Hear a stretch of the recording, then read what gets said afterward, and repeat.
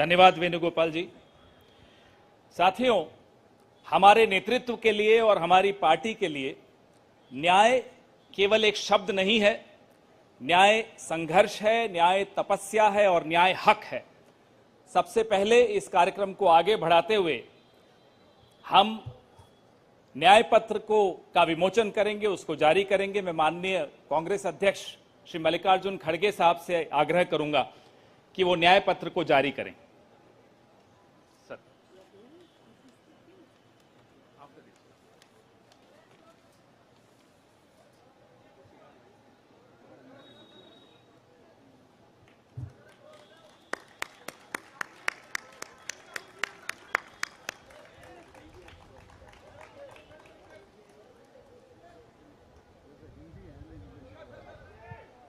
या both Hindi.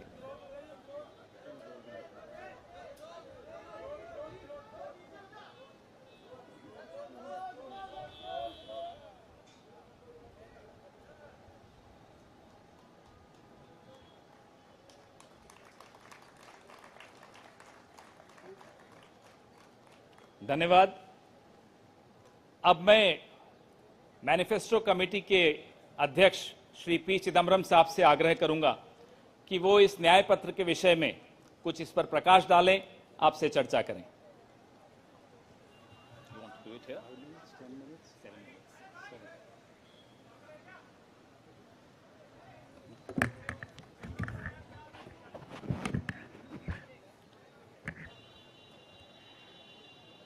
Honorable Congress President,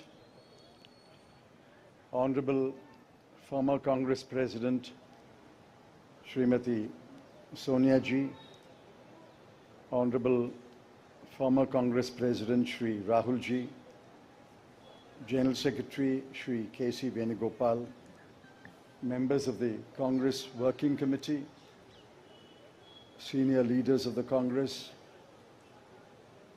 Karyakartas of the Congress, members of the media. I'm thankful to the Congress President for releasing the Congress Manifesto for the 2024 elections. Earlier, the draft Congress Manifesto was thoroughly discussed in the Congress Working Committee. The recommendations of the members of the Congress Working Committee were taken into consideration, and with the final approval of the Congress President, some changes were made to the draft manifesto, and what we have today is the final manifesto approved by the Congress Working Committee and the Congress President. The broad theme of the manifesto is justice. Every aspect of justice has been threatened, weakened, diminished, and in some cases denied in the last 10 years, especially in the last 5 years. Members of the media will recall that in 2019, we had warned of what is likely to happen between 2019 and 24 should the BJP come back to power. We were not soothsayers, but we were active workers on the ground who could sense what is happening in this country. I'm sorry to report that what we had predicted in 2019 has come to pass in 2024. We had said institutions will be diminished or captured. That has happened. We had said freedom will be restricted, and that has happened. We had said that the weaker sections of the people will be denied their rights and their privileges. That has happened. We had said that Parliament will be diminished. That has happened. We had said that we will inexorably move towards an autocracy. We are already described as an electoral autocracy by many, many thinkers of the world. That has happened. While we are unhappy that what we had predicted has happened, we have in this manifesto suggested bold measures to reverse the damage that has happened in the last 5 to 10 years. The overall theme of the Congress manifesto is 3 powerful words: work, wealth, and welfare. I shan't take long. I'll explain each word in one sentence. Work means we must create jobs. If anybody had any doubt, read the report of the ILO that was released 10 to 15 days ago. The government came up with a lame defense through the chief economic advisor, but the defense only made it worse. The ILO report shows that unemployment has assumed monstrous proportions in this country. Yesterday, the media carried a report that 30% of the outgoing class in the Indian institutes of technology, the premier institutions of our country, are unemployed. They have not been placed. Jobs, jobs, jobs is a cry everywhere in India. Work encapsulates that section on work. The sections on work encapsulates what we will do to create jobs. The second is wealth. Wealth must be created before it is distributed. On the contrary, the 5 years of the Modi government shows that wages have been stagnant in this country. The average income of the bottom 50% has either remained stagnant or diminished or decreased for the bottom percentiles. We have to create wealth, and that can only be created by growth. The UPA government delivered 8.5% growth in its first term, 2004 to 2009. And over a 10-year period, Dr. Manmohan Singh's government delivered 7.5% growth. Even the futile attempt by the BJP government to revise the figures made it 6.7%. But over the last 10 years, the average growth is only 5.8, and if you count the year that ended on 31st March, given the inflated figures, it will still be 5.9. The difference between 7.5 and 5.9 may appear to be trivial, 1.6%, but it's not a trivial difference. It is the difference that makes between a moderately slowing economy and a robust economy. So the second broad theme is wealth. We have to create wealth, which means we must have investment, capital investment, private investment, government investment, and foreign investment. Once we create jobs, and once we set in motion policies that will create wealth, this country will go back to the high growth path of the UPA governments. The third section, which addresses many aspects of justice, is welfare. So work, creating wealth, which results in welfare. The welfare of whom? I have always accused the BJP government, the Modi government, is a government of the rich, by the rich, and for the rich. This government is driven only by the interests of the top 1% of this country. But we have to look at the bottom 50%. The bottom of the pyramid, the bottom 50% is as important as those who are well off. And in the bottom 50%, as we go down the ladder, the bottom 20% are extremely poor. It has been estimated that 23 crore people are still poor in this country. UPA government lifted 24 crore people out of poverty.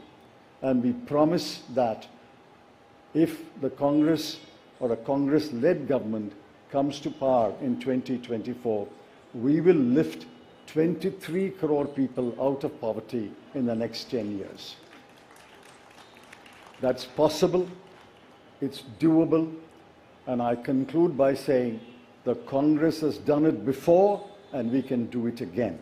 I appeal to all of you to spread the message of this manifesto to the nook and corner of this country and ask the people to vote for the hand symbol and to vote for all our allied parties throughout this country. Thank you.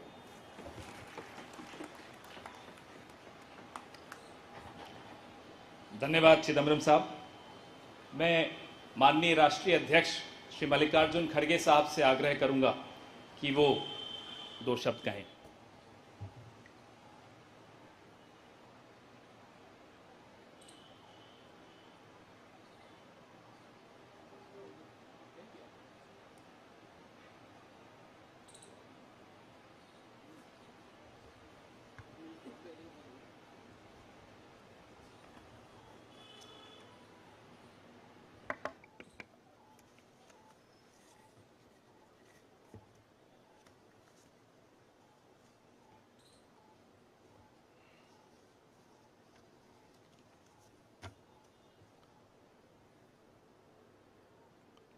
आज हमारे कांग्रेस चुनाव घोषणा पत्र जारी करने के मौके पर कांग्रेस पार्टी के भूतपूर्व अध्यक्ष और हमारे चाहते नेता श्रीमती सोनिया गांधी जी और भूतपूर्व अध्यक्ष श्री राहुल गांधी जी और यहाँ पर पधारे हुए हमारे कांग्रेस पार्टी के सभी नेतागण और खासकर इस जो घोषणा पत्र को तैयार किए श्री पीसी चिदम्बरम जी, केसी वेणुगोपाल जी और सारे वर्किंग कमेटी के मेंबर्स, मीडिया के मेरे दोस्तों, आज मुझे ये भी याद करना है कि बाबू जगजीवन राम का जन्मदिन भी है और जो बाबू जगजीवन राम हमारे पार्टी में बहुत साल तक 1947 से लेकर 1984 तक 1984 तक वो इस पार्टी में रह के काम किए। फिर जो कुछ उनका कंट्रीब्यूशन था ते बड़ा कंट्रीब्यूशन मिनिस्ट्री में उन्होंने किया। ऐसे दिन आज हम ये घोषणा पत्र गरीबों के लिए हम अर्पित कर रहे हैं। आज भारतीय राष्ट्रीय कांग्रेस के 2024 के लोकसभा चुनाव का घोषणा पत्र जारी किया जा रहा है। इस मौके पर मैं आप सभी का स्वागत करते हुए 22 दिसंबर 2023 को जो चिदम्बरम जी की अध्यक्षता में 16 सदस्यीय कांग्रेस मैनिफेस्टो कमेटी बनी थी और 19 मार्च को CWC ने इसे मंजूरी दी थी। व्यापक जनभागीदारी और संपर्क के बाद हमारा घोषणा पत्र बना है। इसके लिए वेबसाइट आवाज भारत की बनी, जिस पर भी काफी सुझाव मिले। हमारा ये घोषणा पत्र देश के राजनीतिक इतिहास में न्याय के दस्तावेज के रूप में याद किया जाएगा। राहुल जी के नेतृत्व में चली भारत जोड़ो न्याय यात्रा में 5 पिलर्स पर ध्यान केंद्रित किया गया था। यात्रा के दौरान युवा न्याय, किसान न्याय, नारी न्याय, श्रमिक न्याय और हिस्सेदारी न्याय की घोषणा की गई थी। जहां कहीं भी हम गए इन न्याय की बात हमने करी थी और इसकी गारंटी भी हमने दी है। इन 5 पिलर्स में से 25 गारंटी निकलते हैं।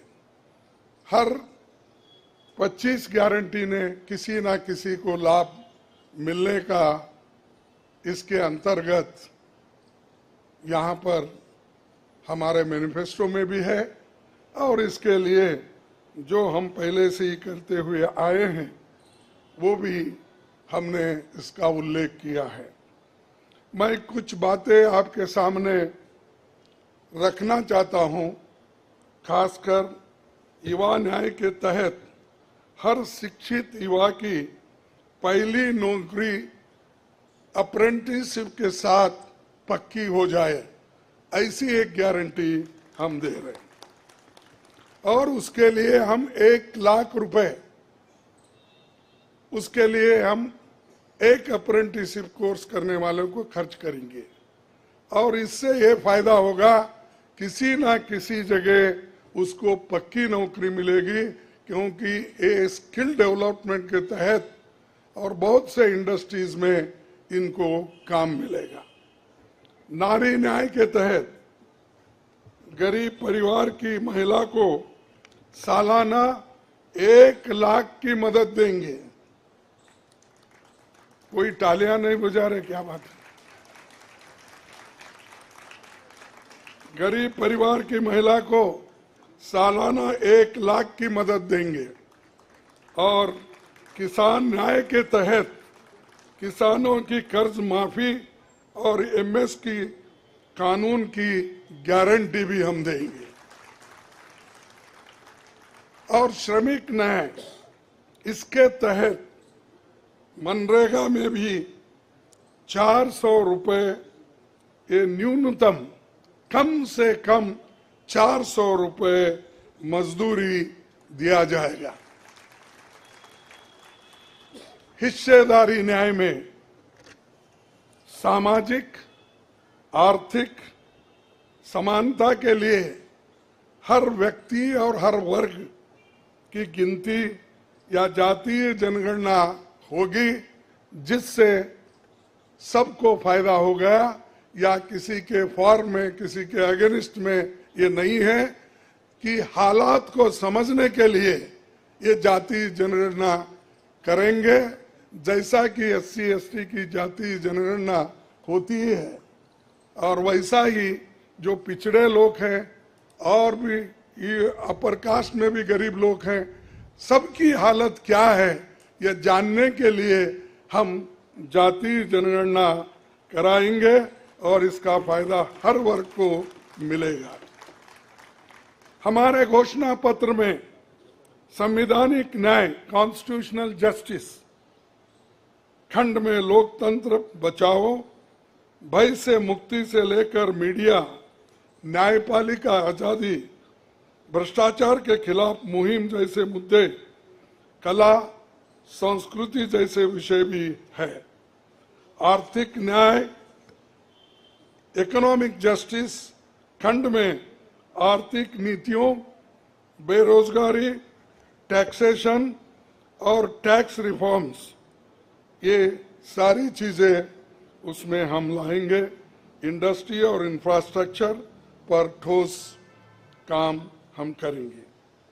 राज्य न्याय, जस्टिस फॉर द स्टेट्स, मैं संघीय विकास, पूर्वोत्तर भारत पर रोशनी हम डाले हैं और जहां कहीं भी फेडरल स्ट्रक्चर को धोखा होगा हम उस वक्त अपनी आवाज उनके साथ भी उठाएंगे और जब हमारी गवर्नमेंट आएगी तो उनको बराबरी का हिस्सा देंगे और ताकि वो पैसे के लिए तरस ना हो, चाहे वो ड्रॉट हो, फ्लड हो, डिसास्टर्स हो, इसके लिए नेचुरल डिसास्टर, इन सब के लिए फेडरल गवर्नमेंट को कानून के तहत जो मदद मिलना चाहिए वो हम जरूर उनको दिलाएंगे।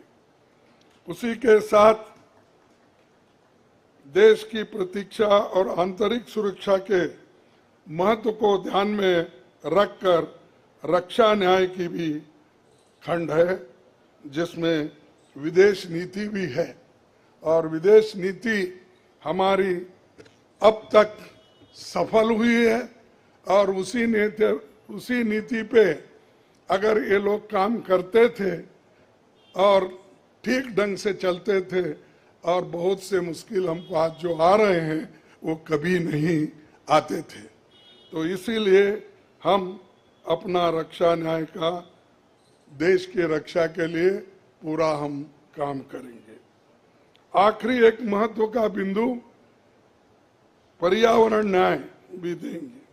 आप सभी से मैं अनुरोध करूंगा कि घोषणा पत्र को बारीकी से देखें, पढ़ के इसमें आपको भविष्य के भारत की शानदार नया तस्वीर दिखेगा और इसके लिए आप ठीक ढंग से आप काम कर सकते हो।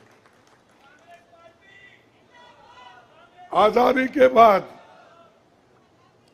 1951-52 में चुनावों से राजनीतिक दल घोषणा पत्र जारी करते समय बहुत से दावे करते हैं लोग, पर कांग्रेस हमेशा जमीनी हकीकत पर चलती है। 1951 में पंडित जवाहरलाल नेहरू के नेतृत्व में हमारा जो घोषणा पत्र जारी हुआ उसका नाम था व्हाट कांग्रेस स्टैंड्स फॉर। उसका नाम था व्हाट कांग्रेस स्टैंड्स फॉर। पहले घोषणा पत्र को लेकर ये टिप्पणी की गई थी, no exaggerated claims were made, no ambitious plans to entice public or deceive the electorate had been placed before them.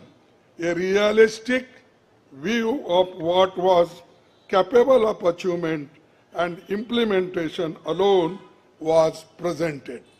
ये पंडित जवाहरलाल नेहरू जी के जमाने में घोषणा पत्र दी थी जो रियलिस्टिक है, जो ग्राउंड लेवल पे हम कर सकते हैं, उसी के बारे में उन्होंने बोला था। किसी को फंसाने के लिए नहीं, झूठ बोलने के लिए नहीं, हम जो भी कहते हैं वो करके दिखाते हैं, ये उनका कहना था और वही आज भी हम कर रहे हैं। जो कर सकते हैं वही हम इसमें घोषणा पत्र में लिखे हैं और बहुत से हमारे विद्वानों से भी हम बात किए हैं कि इसमें क्या कर सकते क्या नहीं कर सकते, उनके सलाह के मुताबिक ही आज हमने ये सारी चीजें आपके सामने रखे हैं। ये हमारा 139 इयर्स साल का शानदार इतिहास है। ये देश के सामाजिक आर्थिक विकास की गति को बहुत तेज करेगा। किसानों, मजदूरों और महिलाओं, युवाओं, गरीबों, वंचित तबकों के विकास के जो बंद दरवाजे हम खोलेंगे, क्योंकि एक मोदी सरकार में ये सारे दरवाजे गरीबों के लिए, महिलाओं के लिए, युवाओं के लिए बंद है। हम जब सत्ता में आएंगे ये दरवाजे सब हम गरीबों के लिए खोल देंगे, उनका विकास करेंगे, ये हमारी प्रतिज्ञा है। डॉक्टर मोदी जी, डॉक्टर मनमोहन सिंह के नेतृत्व वाली हमारी यूपीए सरकार की बहुत आलोचना करते हैं, लेकिन उस 10 साल में हमने MNREGA, right to education, RTI, खाद्य सुरक्षा, वनाधिकार, भूमि अधिग्रहण कानून और रेहड़ी पटरी वालों की अधिकार समेत कई कदम हमने उठाया है। और उसकी जो कर्ता धर्ता है श्रीमती सोनिया गांधी जी यहाँ पर मौजूद है। उन्होंने बारीकी से इन मनरेगा को और खास करके फूड सिक्योरिटी को बहुत लड़ा, क्योंकि मुझे मालूम है, सब चीज़ मैं यहाँ पर नहीं कह सकता, कि उन्होंने इतने ये 2-3 प्रोग्राम के लिए बहुत गुस्से में रहते थे। जब तक वो इम्प्लीमेंट नहीं होता तब तक वो खामोश नहीं बैठे और कैबिनेट के लोगों को बोलते रहे थे कि ये क्या हुआ। जब हुआ तब वो भी खुशी मना लिए और हम भी लोग बोले कि भाई ठीक हो गया। और जब बाहर इसका गया कि जो ये मनरेगा का, फूड सिक्योरिटी का और कंपलसरी एजुकेशन का ये जो संदेश बाहर गया, तब लोग सभी खुश होने लगे, सभी बोलने लगे ये बहुत अच्छा यूपीए गवर्नमेंट ने किया, सोनिया गांधी जी ने किया। ये बात बाहर आ गई। इसीलिए ये हमारा जो पहले से गरीबों के लिए वायदे थे वो हम पूरे करेंगे। मोदी जी 10 सालों में इसके मुकाबले का एक काम भी नहीं कर सके। आप बताइए कौन सी ऐसी बड़ी फैक्ट्री जो एम्प्लॉयमेंट क्रिएट कर सकती है, जो नेहरू जी के जमाने में बने वैसे कोई एक बड़े बड़े काम उन्होंने किया है। जिस देश में एक सुई नहीं बनती थी उस देश में पंडित जवाहरलाल नेहरू, इंदिरा गांधी जी ने रॉकेट बनाकर उड़ा कर दिखाया। और बहुत से जो साइंटिफिक योजनाएं थी हमने बनाए। अब मोदी जी के जमाने में तो गालियां देने का छोड़ के दूसरा तो मैं नहीं सुना। और उसके अगर कोई छुपे हुए काम है तो मेरे को बताओ, ताकि मैं भी उसकी प्रशंसा करूंगा। लेकिन आज हम गारंटी जो भी दे रहे हैं, हम चंद स्टेट में करके दिखाए हैं। हिमाचल में करके दिखाए, कर्नाटक में करके दिखाए, तेलंगाना में करके दिखाए, जहां कहीं भी हमारी सरकार है। और राजस्थान में भी हमने कई नई चीजें की, वहां भी करके दिखाए। तो ये हम जो कहते हैं, मैं पहले ही कहा, वो हम करते हैं। और हम डरते नहीं करने के लिए, हमारा कितना भी नुकसान हो लेकिन गरीबों के लिए हम करते रहते हैं। ये हमारा पहले से कार्यक्रम है। और मैं चंद बातें इस मौके पर, थोड़ी देर हो गई तो क्षमा चाहता हूं, मैं चंद बातें आपके सामने रखना जरूरी समझता हूं।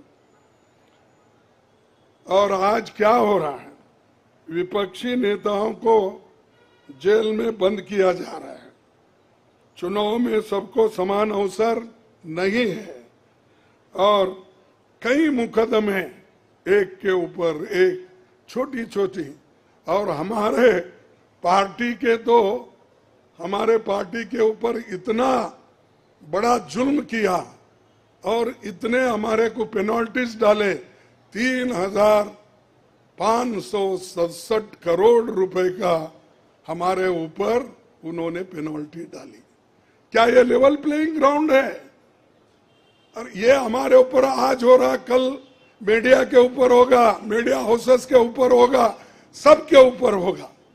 तो इसीलिए इसको, इस देश के डेमोक्रेसी को बचाना है, संविधान को बचाना है।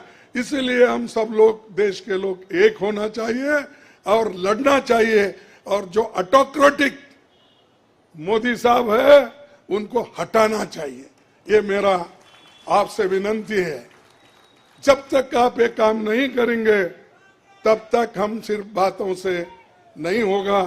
आप लोग घर घर जाके और हमारी गारंटी कार्ड जो है, इन गारंटी कार्डों को घर घर तक पहुंचाने का काम हमारे कार्यकर्ता करें। जब तक आप घर घर नहीं जाएंगे, वोटर से नहीं मिलेंगे, कुछ भी होने वाला नहीं है। सिर्फ स्लोगन से या मेरे भाषण से कुछ बदलाव होने वाला नहीं। बदलाव होगा तुम जनता से जब मिलेंगे, घर घर जाएंगे, महिलाओं से मिलेंगे, युवाओं से मिलेंगे, और जितने भी हमारे पेरेंट्स हैं, बड़े हैं, उनसे मिलके, किसानों से मिलके आप लोग काम करेंगे, तभी हम कुछ हासिल कर पाएंगे। तो इसीलिए मैं आपसे विनती करूंगा, ये काम हमारा आप करेंगे और इस ऑटोक्रेटिक सरकार को हटाने के लिए आप काम करते रहेंगे। अब बीजेपी का तो ऐसा है, चंदा दो धंधा लो, चंदा दो धंधा लो, कॉन्ट्रैक्ट लो, पैसे दो। तो उन्होंने काम किया और वो कहते हैं कि भ्रष्टाचार मिटाऊंगा। अरे भाई, 25 लोग हमारे बड़े बड़े नेताओं को आपने लिया और 25 नेताओं में 2 को तो एक पूरा एक्सोनरेट किया और 23 लोगों को फिर उनको भी एक्सोनरेट किया। अरे शाह साहब के वॉशिंग मशीन में इतने लोग जो भी जा रहे हैं क्लीन होके आ रहे हैं, और भ्रष्ट लोग तुम्हारे साथ है, बदनाम हमको कर रहे हैं। मेरे पास तो नहीं है ना, मेरे पास जब तक थे तो आपने बोला वो भ्रष्ट है, फिर आप वो क्लीन कैसा हो गए, प्रामाणिक कैसा हो गए, ठीक कैसा हो गए? तो ये खुद ही इधर डराते हैं, उधर सब चोरों को लेते हैं। तो ये मेरा कहना है। इसीलिए आप इस बात को सोचिए, और हम सालों से गरीबों की सेवा करते हुए आए हैं, आगे भी हम करते रहेंगे। और जितने भी उन्होंने काम किया, मैं यहाँ गिनता नहीं, क्योंकि रेलवे में क्या किया, इन्फ्लेशन का क्या किया, अनएम्प्लॉयमेंट का क्या किया, ये सारे अगर बोलते कहूँ तो आप भी थक जाएंगे। तो इसीलिए मैं ज़्यादा नहीं बोलता, आप सबको मालूम है, और हमारे पूरे इलेक्शन मैनिफेस्टो में वो चीज़ वहाँ पर है।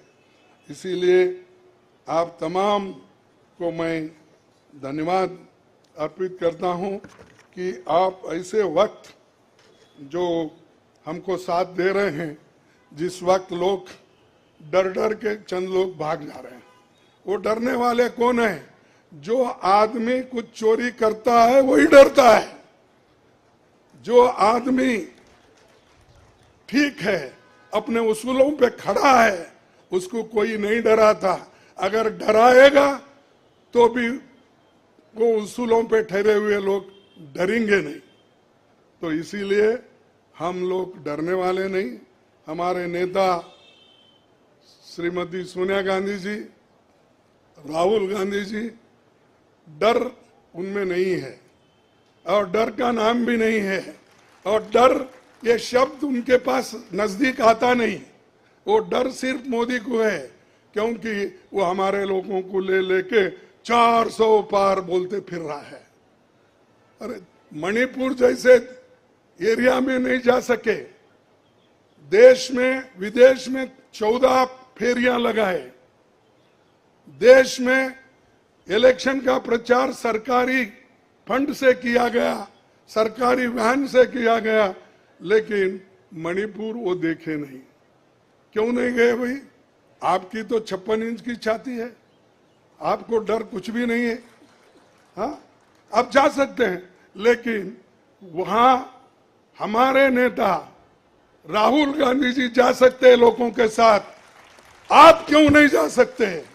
क्योंकि आपको डर है, और डरने वाला आदमी देश की भलाई कभी नहीं करता।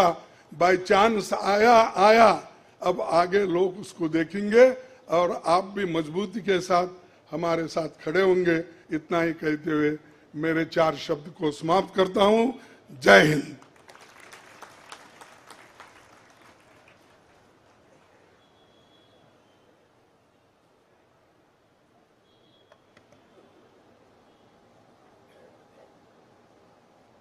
धन्यवाद खड़गे साहब।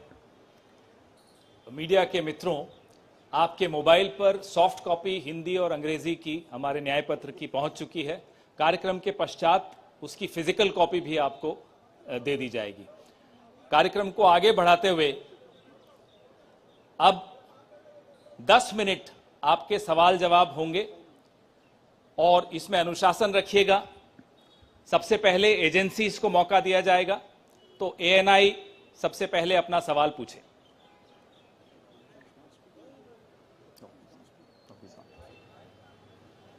माइक दे दीजिएगा मीडिया के साथियों को।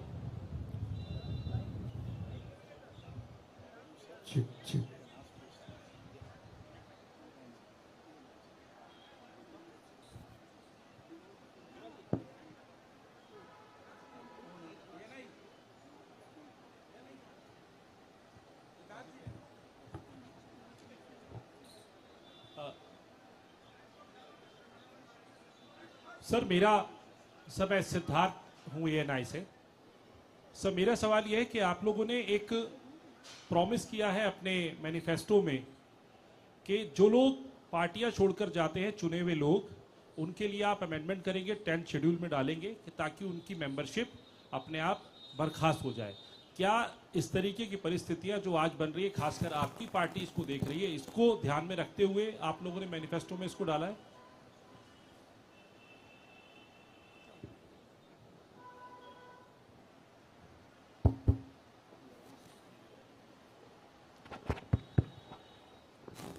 You are asking about the anti-defection law, which is now in the 10th schedule. Over the years, political parties, especially defectors, have exposed the limitations of the 10th schedule. So the 10th schedule has to be amended. Check.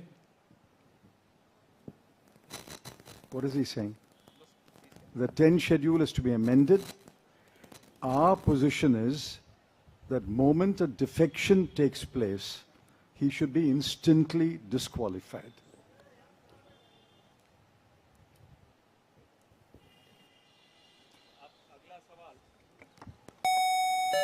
अगला सवाल PTI.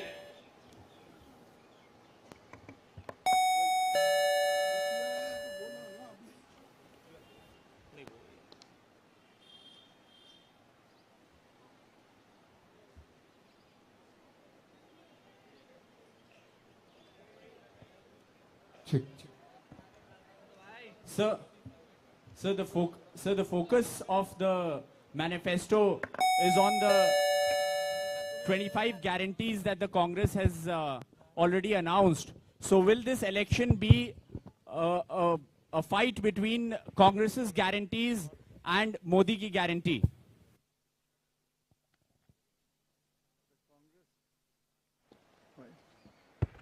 The Congress guarantees are concrete guarantees.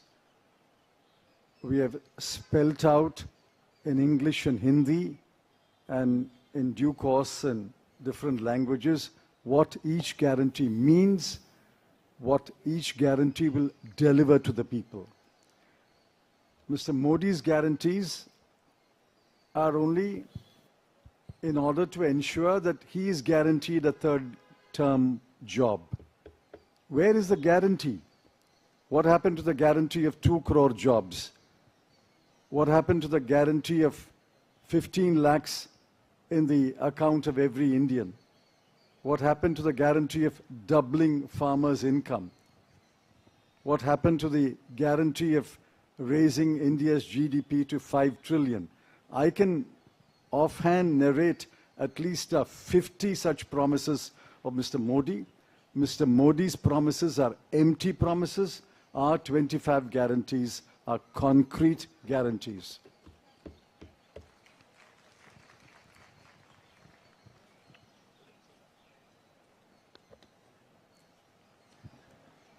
Good afternoon. I agree with what Mr. Chidambaram ji said. But this election is about those who are trying to destroy the constitution and destroy democracy in this country versus those who are trying to protect the constitution and protect democracy in this country. We do believe that it is very important, once this fight is won, that we look after the interests of the vast majority of our people, that India is not run for 2 or 3 large conglomerates, large businesses, that it is run for the vast majority of people, that we are not a nation of monopolies, we are a nation where there is fair competition among businesses. So I think it's important to understand that this election is a fundamentally different election. I don't think democracy has been as much at risk, the constitution has been as much at risk as it is today. In Hindi, sir. ये जो चिदम्बरम जी ने कहा उससे मैं सहमत हूं, मगर ये जो चुनाव है ये लोकतंत्र को और संविधान को बचाने का चुनाव है। एक तरफ एनडीए नरेंद्र मोदी जी जो कॉन्स्टिट्यूशन पर आक्रमण कर रहे हैं,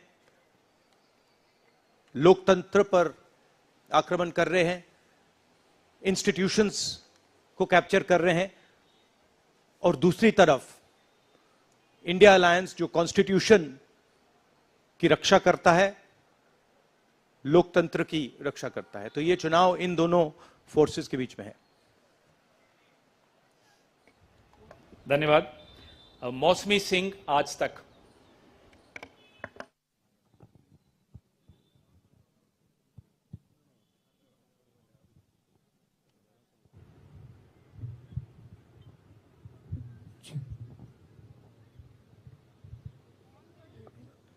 राहुल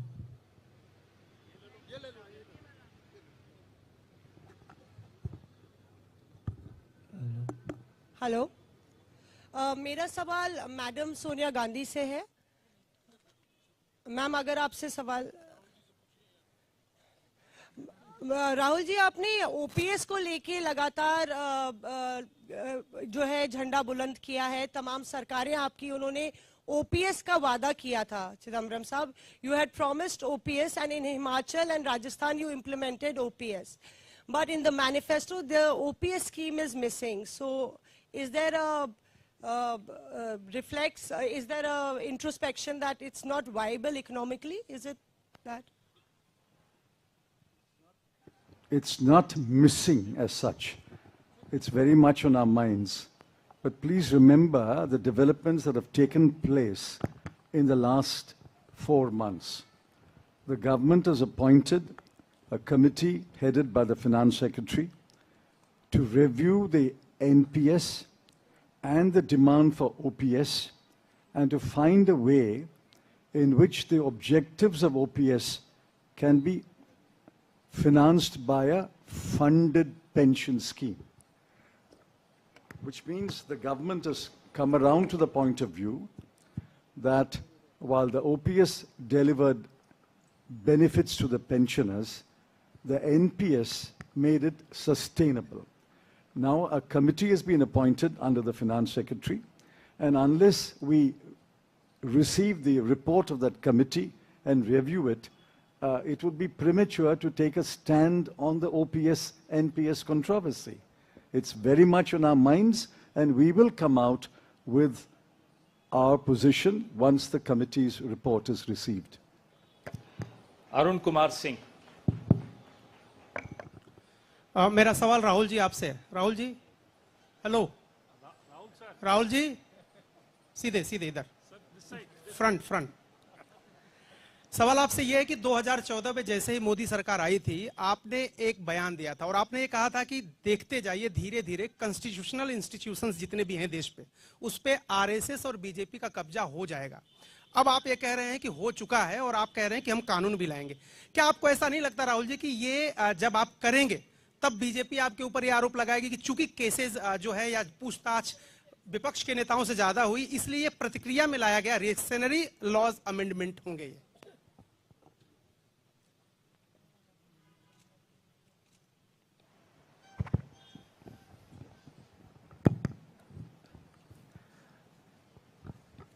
सबसे पहले ये समझना होगा कि हिंदुस्तान के राजनीतिक स्ट्रक्चर में हो क्या रहा है। आरएसएस ने और बीजेपी ने और खासतौर से नरेंद्र मोदी जी ने जो स्ट्रैटेजी बनाई है, उसका फाउंडेशन क्या है, उसकी नींव क्या है, सबसे पहले यह समझना है।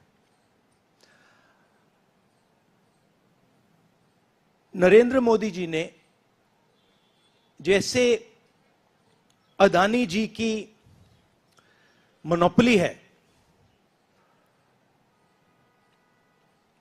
पोर्ट्स पर, इंफ्रास्ट्रक्चर पर, डिफेंस में, वैसे नरेंद्र मोदी जी ने पॉलिटिकल फाइनेंस की मोनोपोली बनाई है। कैसे बनाई है? ED, CBI, income tax department का प्रयोग करके। अगर आप बॉन्ड स्कीम्स को देखें तो उसमें साफ दिख जाता है कि नरेंद्र मोदी जी ने, बीजेपी ने एक प्रकार से पॉलिटिकल फंडिंग एक्सटॉर्शन से, धमकी से, प्रेशर से बनाई है। खारगे जी ने कहा जो भी भ्रष्ट हैं वो सब बीजेपी में जा रहे हैं। उसका कारण है क्योंकि नरेंद्र मोदी जी चाहते हैं कि पॉलिटिकल फाइनेंस की मोनोपोली उनके हाथों में हो। अब हमारे बैंक अकाउंट बंद कर दिए,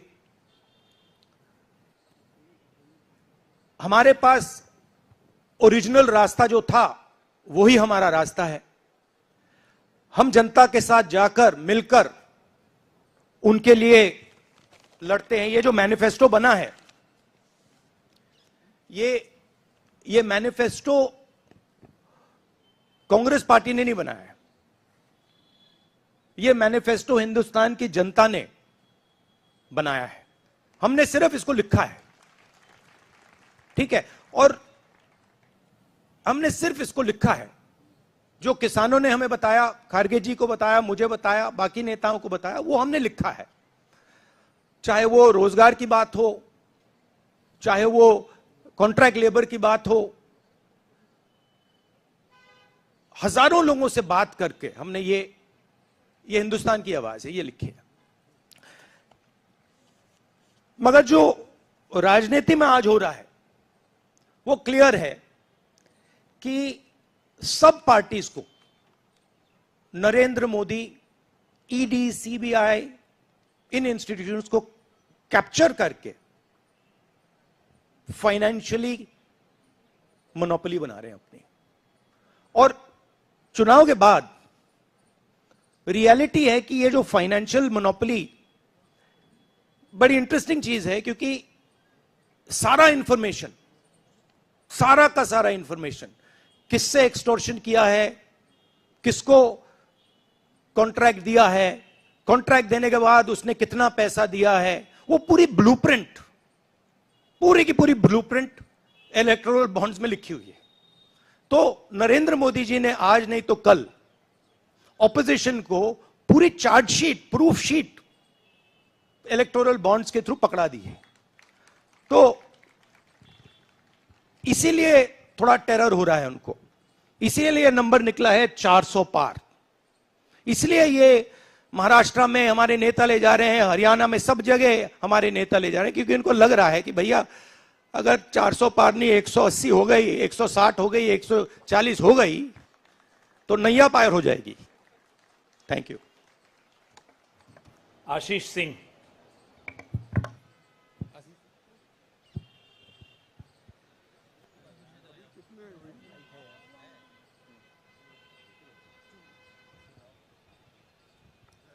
राहुल जी, लास्ट टाइम पिछले लोकसभा चुनाव में राहुल जी आपने मुझे याद है कहा था, you were convinced that time कि मोदी जी जा रहे हैं, मोदी जी का वक्त खत्म हो गया है। ऐसा हुआ नहीं, होता है राजनीति में। इस दफा नरेंद्र मोदी को आप कितनी बड़ी राजनीतिक चुनौती मानते हैं सर 2024 के चुनाव में? देखिए 2019 में ये शुरू हुआ, आज ये एक तरह पीक पे पहुंच गया है। हिंदुस्तान के सारे इंस्टीट्यूशंस उनके हाथ में हैं, पॉलिटिकल फाइनेंस की मोनोपोली उनके हाथ में है, CBI, ED, income tax, EC, ये सारे के सारे बीजेपी के हाथ में है, बीजेपी के कंट्रोल में है। तो जैसे मैंने अपने भाषण में कहा, cricket match is a rigged match, cricket match is not a fair match.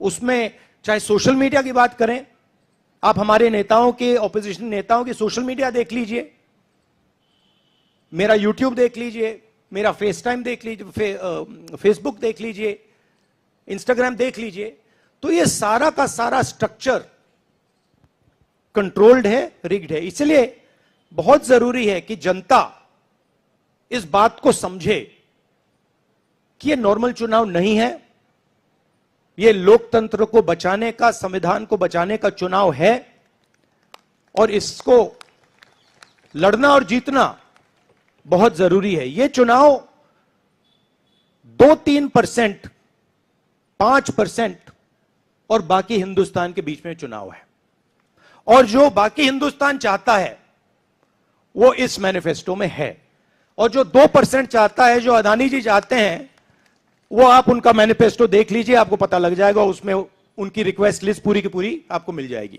Thank you. आखिरी सवाल Kumar Vikrant Singh.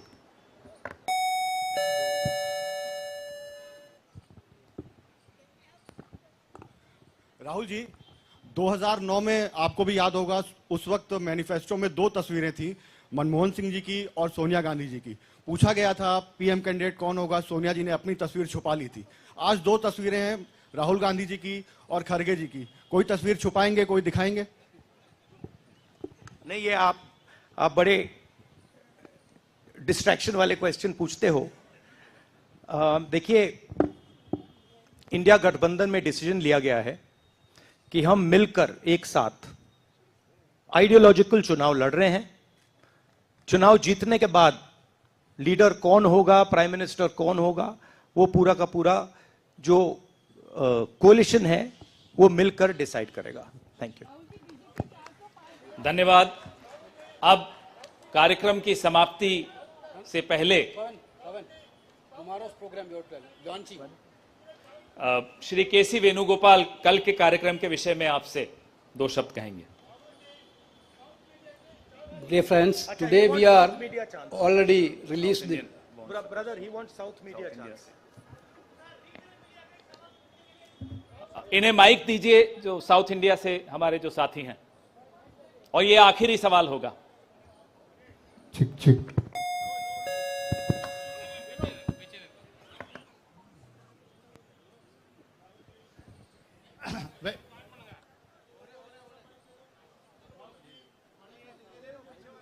Vanakkam. South India's mic is not on, brother. But you have a very strong voice. You can speak without the mic. Sir, Vanakkam. Vanakkam. Venkatraman from Dinamala from Tamil Nadu. At once, congratulations to the Congress party, which is due to this serious campaign by the DMK party and Congress leaders.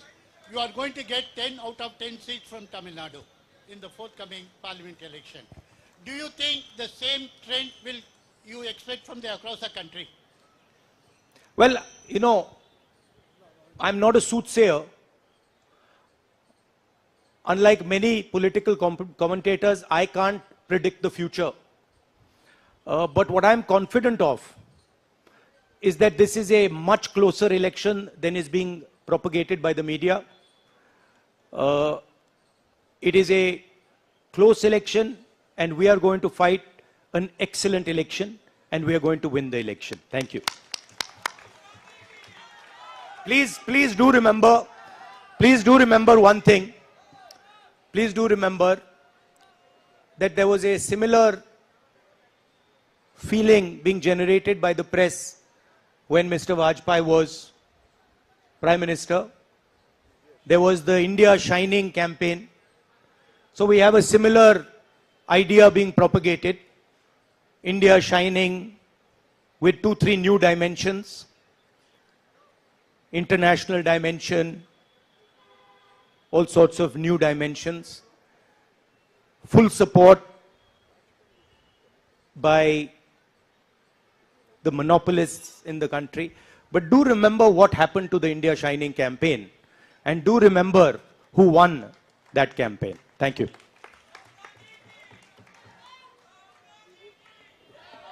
Dear friends, today already we released the Congress Manifesto of 2024.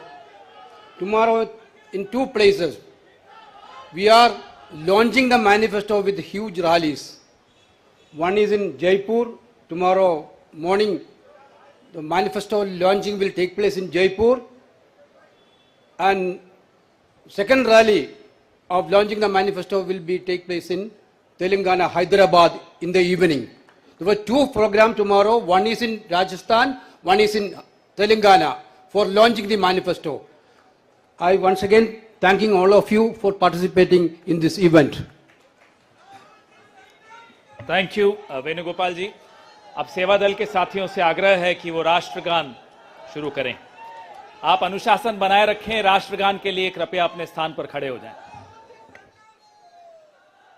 जनगण मन अधिनायक जय हे भारत भाग्य विधाता, पंजाब सिंध गुजरात मराठा द्राविड़ उत्कल बंग, विंध्य हिमाचल यमुना गंगा उच्छल जलधि तरंग, तब शुभ नामे जागे तब शुभ आशीष मागे, गाहे तब जय गाथा जनगण मंगलदायक जय हे भारत